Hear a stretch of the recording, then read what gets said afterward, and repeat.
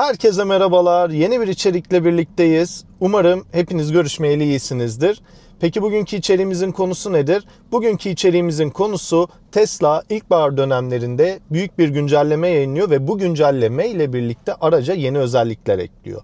Geçtiğimiz günlerde de benim aracıma bu güncelleme geldi ve hangi özellikler eklendiğine birlikte göz atacağız. Bu özellikler sizin aracınıza gelecek mi, gelmeyecek mi, versiyon sağlıyor mu, sağlamıyor mu? Bunun üzerine de sohbet edeceğiz. Öyle bir ince nüansta bulunuyor. Şimdi bu güncellemenin sürüm numarası 2026.14.2. Öncelikle onu belirtmem lazım.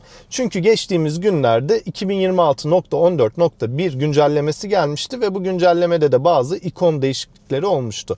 Ama bu .1 bahar güncellemesi değildi. 14.2 bahar güncellemesi, yani o büyük güncelleme olarak karşımıza çıkıyor. Bu ikisini karıştırmamamız gerekiyor. Öncelikle buna değinelim. Ve ardından videoya başlarken öncelikle sizlere geçtiğimiz günlerde bir arkadaşımın bana tavsiye ettiği bir siteyi paylaşarak başlamak istiyorum. Çünkü bu web sitesinde güncellemeleri, onun haricinde Tesla haberlerini, Tesla kullanımı ile ilgili pratik notları içeren birçok yönlü ve yardımcı bir kaynak olarak karşımıza çıkıyor. Sizin de çok işinize yarayabileceğini düşündüğüm için şimdi birlikte ilk olarak size bu siteyi göstermek istiyorum. w.not.teslaapp.com. Siteye girdiğiniz zaman sitede haberler, yazılımlar, yardımcı olacak şeyler bulunuyor. Buradan mesela software'e tıklayıp araca gelen update'leri görebiliyorsunuz. Örneğin 2.14.2026'yı ben size şimdi anlatacağım. Buna tıklıyorum. Tıkladığım zaman gelen özellikleri burada bize gösteriyor.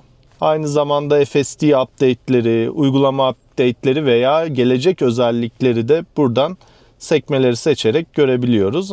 Haberlere buradan bakabilirsiniz. Son haberler, işte robotaksi ile ilgili haberler veya aracınızın modeline göre haberleri de buradan bakabilirsiniz. Tabii site İngilizce ama siz artık çeviri özelliği browserlarda bulunuyor. Bu çeviri özelliğini kullanarak İngilizcesi olmayan arkadaşlarım siteyi kullanabilir. İşinize yarayabileceğini düşünüyorum ve o yüzden de ilk olarak bu siteden size bahsetmek istedim. Benim de takip ettiğim siteler arasında artık yer alıyor. Şimdi gelelim isterseniz bu güncelleme ile birlikte gelen özelliklere birlikte bakalım.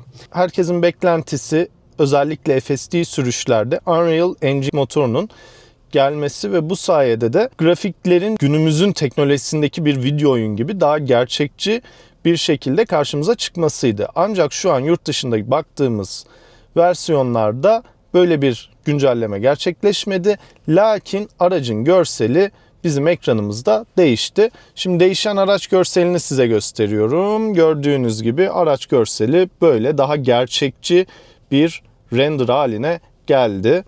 Ve oldukça güzel durduğunu söylemeliyim. Şu an aracımda şarj halinde. Şöyle buraya da tıklayarak plakamı değiştirebiliyorum. Bazı ikonlarda da değişiklik gerçekleşti. iPhone gibi bazı telefonlarında arayüzünden alışık olduğumuz klasörleme tasarımına benzer bir tasarımda artık Tesla'larda bu güncelleme ile birlikte uygulamalarımızın yer aldığı buton böyle bir tasarıma geçti. Tasarım demişken tasarımda başka değişiklikler daha var. Bunlardan bir tanesi de sizin müzik dinlerken sesi açıp kıstığınız durumlarda hangi uygulamaya veya hangi cihaza bağlı olduğunuzu gösteren küçük bir ikon eklendi. Bakın şu an sesi açma kapama işlemini gerçekleştiriyorum ve bu küçük menü geliyor. Burada sağ tarafta bir ikonumuz artık var. Bu ikon şu an YouTube müziğe bağlı olduğu için YouTube'un sembolünü gösteriyor. Ancak şöyle radyoya geçeyim isterseniz. Bakın radyoya geçtiğim zaman böyle oluyor. Ben Spotify'a geçtim ve Spotify'ın logosunu aldı. Aynı zamanda burada işte başka cihaz bağladığınız zaman onun ikonu da eğer desteklenen bir şeyse orada gözüküyor. Arayüz ve tasarımdan devam ederken yine bu konuda bir gelen güncellemeyi size göstermek istiyorum. Normalde aracı sürerken bildiğiniz gibi müziği ayarladığımız bu alt kesimde şuradan sağa çektiğimiz zaman mevcut sürüş değerlerimizi görebiliyorduk. Şimdi bu ekranda artık burayı aşağıya çektiğimizde tüketim değerlerini daha detaylı bir şekilde görebiliyoruz. Bir grafiğimiz var. Burada enerji tüketimimizin tahmini menzili, ortalama tüketimin ne kadar altında, ne kadar üstünde sürüş profili gerçekleştirdiğimiz gibi daha detaylı ve daha estetik, pratik bir enerji tüketim ekranı karşımıza çıkıyor. Şöyle bir aşağı daha kaydırayım. Şarjdan bu yana olan sürüş grafiğimi görebilirsiniz. Şöyle yolculuk A'nın, yolculuk B'nin sürüş grafiklerini de burada görebiliyoruz. Bu da güncelleme ile birlikte gelen özelliklerden bir tanesi. Aynı zamanda bu grafiğe bildiğiniz gibi araç ikonuna tıklayıp yolculuklar ekranına tıkladığımızda da erişebiliyoruz. Burada da gördüğünüz gibi tasarımsal olarak orada gördüğümüz grafiklerin büyük ekrana yansımış hali karşımıza çıkıyor. Yolculuk ekranının tasarımında değişiklik gerçekleştirilmiş. Bildiğiniz gibi Tesla araçlarda evcil hayvan modu var. Bilmeyenler için de açıklamasını yapmam gerekirse şöyle bir mod. Siz köpeğinizi, kedinizi veya herhangi bir hayvanınızı arabaya bırakıyorsunuz. Bu modu açtığınızda da bu bir klima modu. İçerinin sıcaklığını ayarlıyorsunuz, arabadan çıkıp gidiyorsunuz. Bu sırada da ekranda içerinin belirli bir sıcaklıkta olduğu, güvenli olduğu, hayvanın güvende olduğunu belirten bir görsel yansıtılıyor. Telefondan da sıcaklığı tabii ki kontrol edebiliyorsunuz.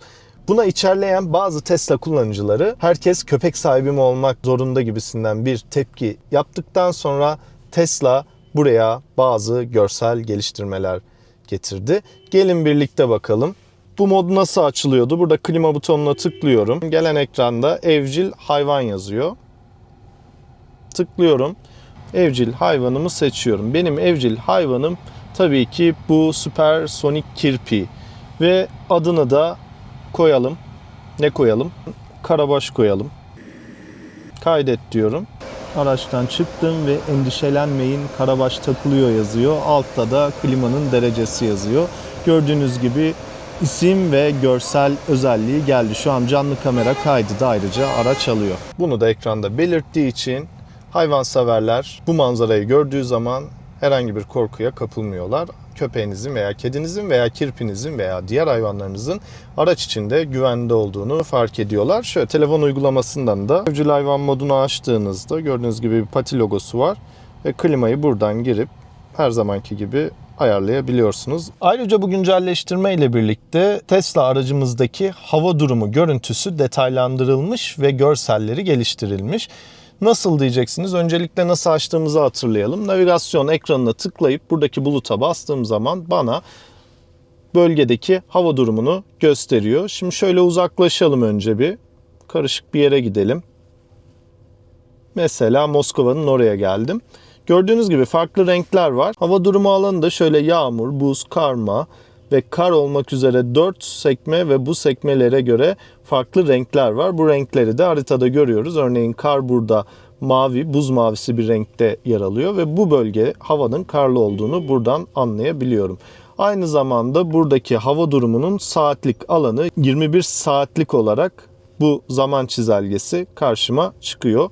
Bu da yeni gelen güncelleme ile birlikte, daha doğrusu güncelleme ile birlikte değişime uğrayan alanlardan birisi. Yine bu güncelleme ile birlikte bir özellik geldi ve bu özellik güzel bir özellik bence. Aracınızı diyelim ki evinizin wireless'ına bağlayıp garajınıza park ettiniz. Normalde ne yapıyorsunuz? Uygulama size diyor ki bir güncelleme var diyor. Bu güncellemeyi indireyim mi diyor. İndir diyorsunuz, sonra kur diyorsunuz. Bu yeni gelen özellikle birlikte aracınız sabit internetinize bağlı. Gece güncelleme geliyor. Otomatik olarak bu güncellemeyi indiriyor, kuruyor ve sabah olduğunda siz yeni versiyonunu arabanıza binmiş oluyorsunuz. Yani siz ekstra bir işlem yapmadan araç kendi kendini güncelliyor. Burada bir tırnak açmak istiyorum. Aracın Tesla'nın sadece wireless, kablosuz internet üzerinden kendini güncellemesini açıkça ben eleştiriyorum. Araçta bildiğiniz gibi Türkiye'de belirli bir şebekeyle anlaşmalılar. Bir sim kart var aracın içinde ve bu sayede araç internete bağlı. Ancak güncellemeleri yapmak için herhangi bir kablosuz internete bağlanmam gerekiyor ve benim evimde parkım arasındaki mesafe nedeniyle kablosuz interneti ancak telefonumdan internet açarak kullanabiliyorum ve aracımı güncellemeye çalışıyorum. Bence bu yetersiz kalıyor. Bence Tesla içindeki sim kartla bağlantıyla güncellemeleri otomatik indirebilmeli. Hatta şöyle bir şey diyeyim. Ben aracı 1 yıldır kullanıyorum. 1 yıl boyunca sadece bir kere başıma geldi. Geçtiğimiz aylarda bir güvenlik güncellemesi geldi ve araç bu güncellemeyi ben telefonumu bağlamadan kendi kendine indirdi. Büyük ihtimal kritik bir güncellemeydi, o yüzden yaptılar. Demek ki isteyince yapılabiliyor. Bence tüm güncellemelerin buna açık olması lazım. En azından premium bağlantı satın almış olan kişilerde böyle bir hak tanınması, böyle bir şans verilmesi bence oldukça güzel olacaktır. Kablosuz internet arama derdi, telefonu bağlama derdi, bunlarla uğraşmak bence can sıkıcı diyorum. Ve bu özelliği de nasıl açtığımızı size gösteriyorum. Araçlar ikonuna tıklıyorum. Buradaki ekrandan yazılıma tıklıyorum. Gelen sağ tarafta aşağıda güncellemeleri otomatik olarak yükle diye yeni bir alan geliyor. Bu da yazılım güncellemelerini park halindeki araç ve yeterli bataryası varken gece otomatik olarak yüklemesini sağlıyor. Buradan bunu açıp kapatabiliyorsunuz. Araçlar üzerinde barındırdığı kameralarla kayıt alabiliyor özelliği açarsanız. Daha öncesinde bu 1 saat ile limitliyken bu gelen güncelleme ile birlikte 24 saate kadar kaydı hafızasında tutuyor ve böylece siz gün içinde istediğiniz bir anın kaydına erişebiliyorsunuz. Bence bu güzel oldu. Ayrıca bu kayıt ekranındaki görsellerde de bir değişiklik vardı.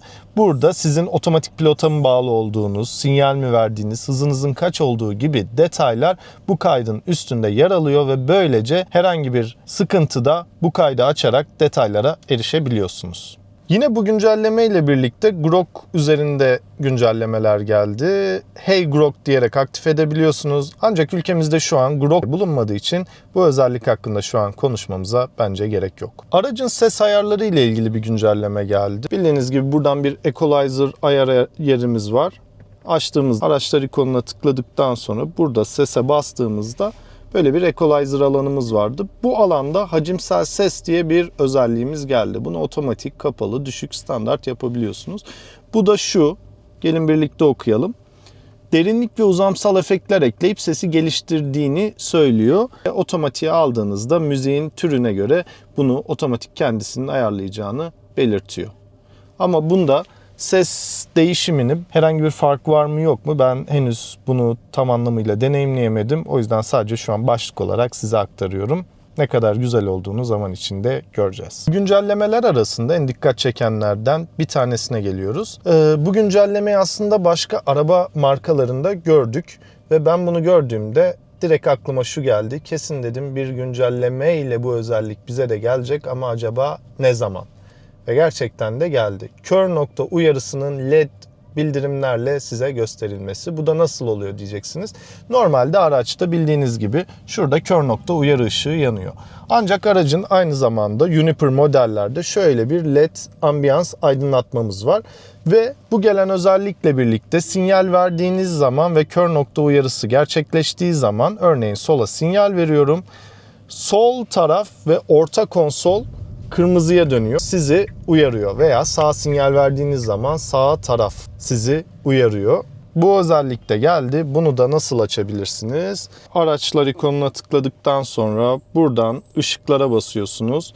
Ve gelen yerde kör nokta uyarı vurgu ışıkları diye bir alan geldi. Bunu açarak aktif hale getirebiliyorsunuz. Eğer Apple Müzik veya Spotify kullanıyorsanız listedeki şarkılardan istediğinizi kaydırarak sıraya ekleyebiliyorsunuz. Ben YouTube müzik kullanıyorum şu an ve bunda bu özellik desteklenmiyor şu an için ama ileride gelecektir. Spotify mobil uygulamasından aşina olduğumuz şekilde tutup kaydırdığınız zaman o şarkıyı sıraya ekliyor. Toybox bölümünde Sketchpad'imiz var. Bu Sketchpad'de geliştirilmiş. Buraya etiketler ekleyebiliyorsunuz. Daha farklı çizimler gerçekleştirebiliyorsunuz. Gördüğünüz gibi şöyle bakalım.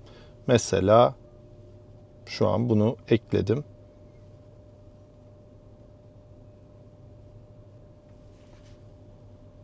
Bu da güncelleme ile birlikte geliştirilmiş alanlardan bir tanesi. Ve evet, yine en keyifli özelliklerden belki de bir diğeri, artık navigasyon ekranındaki görüntüyü arka ekrana aktarabiliyoruz.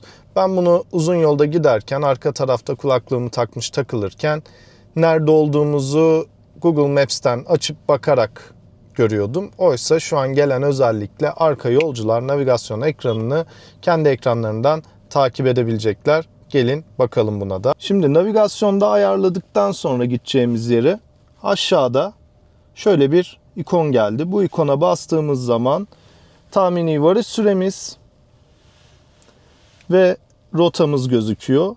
Buradan da haritayı kontrol edebiliyor yolcu. Bu da sanırım Cybercab'lerde, robotaksilerde olan görüntünün bir benzeri. Bence bu da oldukça güzel bir özellik. Ayrıca güncelleme ile birlikte klavye dili ve dikte üzerinde de geliştirmeler yapılmış. Sesli komut dilini değiştirmeden klavye ve dikte dilini değiştirmek için uluslararası klavye düğmesine dokunun ve buradan klavyedeki mikrofon simgesine dokunarak kullanın diyor. Yol önerileri var artık navigasyon ekranında. Şöyle gideceğiniz yerin altında size işte algoritmasına göre konum önerisi yapıyor. Ancak bu hani hoşunuza gitmeyebilir. Şöyle bir şey yapabilirsiniz ki ben de şu an öyle yapacağım. Araca tıklıyorsunuz. Bu ekrandan navigasyona geliyorsunuz ve burada varış önerileri kısmı var.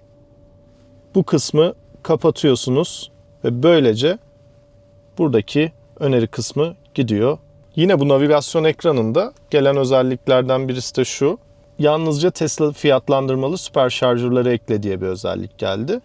Bu özellikte yol planlayıcının yalnızca Tesla süper şarjörleri kullanarak size bir rota çıkartıyor. Tabii bu şu an Türkiye'deki altyapıyla kullanmak için henüz erken bir özellik olduğunu düşünüyorum. Peki şimdi gelin bu saydığım özellikler kimlere geldi? Hangileri hangi araçlara geldi? Bunun üzerine biraz sohbet edelim. Şimdi Tesla araçlarda AMD ve Intel olmak üzere iki farklı işlemci kullanılıyor. Ve aynı zamanda da donanım hardware donanım 4 ve hardware donanım 3 olmak üzere yine farklı donanım kullanılıyor. Öncelikle siz nasıl aracınızdaki işlemciye donanıma bakabileceğinizi size göstereyim. Araç ikonuna tıkladığınızda gelen ekranda yazılım yazan alana geliyoruz ve bu alanda ek araç bilgileri yazıyor. Bakın Full Self Driving bilgisayarı 4. Bu hardware donanım 4'e sahip olduğumu gösteriyor. Ek araç bilgilerine tıkladığım zaman da burada işlemcimin de AMD Ryzen işlemci olduğunu görebiliyorum. Aynı zamanda yapay zeka bilgisayarında hardware donanım 4 olduğunu görüyorum. Elimizde donanım 3'e sahip araçlar ve donanım 4'e sahip araçlar satıldı. Donanım 3'e sahip araçlar ilk geldiğinde Legacy kasa satılan araçların birçoğu donanım 3'tü. Daha sonra donanım 4'e geçildi. Juniper'da ise tamamen donanım 4 üzerinden satışlar gerçekleştirildi. Şimdi ekrana da yansıtacağım. Bahar güncellemesi uyumluluğu. Şimdi elimizde AMD modeller var. Son çıkanlar. Intel modellerde de Model 3, Model Y, Model S, Model X var. Ülkemizde zaten sadece Model Y satıldı. Ancak hızlıca bir gözle gezdirirsek genel olarak otonom sürüş uygulamasının güncellemesi sadece hardware donanım 4'e sahip araçlara geldi. Bu uygulama güncellemesi gerçi FSD tam olarak ülkemizde açılmadığı ve kullanılamadığı için bunun üzerinde çok konuşmaya zaten şu an için gerek yok. Hey Grok uyandırma sadece AMD modellerde var. Evcil hayvan modu hepsinde var. Geliştirilmiş görseller sadece AMD işlemcilerde var. AMD işlemciler Intel'e göre daha güçlü performans sağlıyorlar. Yolculuk istatistiği, enerji sadece Intel olan Model S ve Model X'te yok. Kör nokta uyarısı ise ambiyans aydınlatma olan araçlarda var. Doğal olarak bu da yeni Juniper'larda var demek. Onlar da zaten AMD işlemciyle geliyorlar. Yine ekranda görebiliyorsunuz uyumluluğu. Tek tek size burada okumayayım hepsini. Evet arkadaşlar, özellikler kısaca böyleydi. Peki sizce bu gelen özelliklerden en çok hangisi işinize yarayacak? Veya hangi özelliğin gelmesini siz isterdiniz? Bunu yorumlarda birlikte konuşalım. Onun haricinde önümüzdeki günlerde farklı video projelerim var. Bunları kaçırmamak için kanalımı takip edebilirsiniz. Ve bu içeriği beğendiyseniz videoyu beğenmeyi unutmazsanız da çok mutlu olurum. Kendinize iyi bakın. Umarım işinize yarayacak bir içerik olmuştur. Hepinize sevgilerimi yolluyorum. Görüşmek üzere.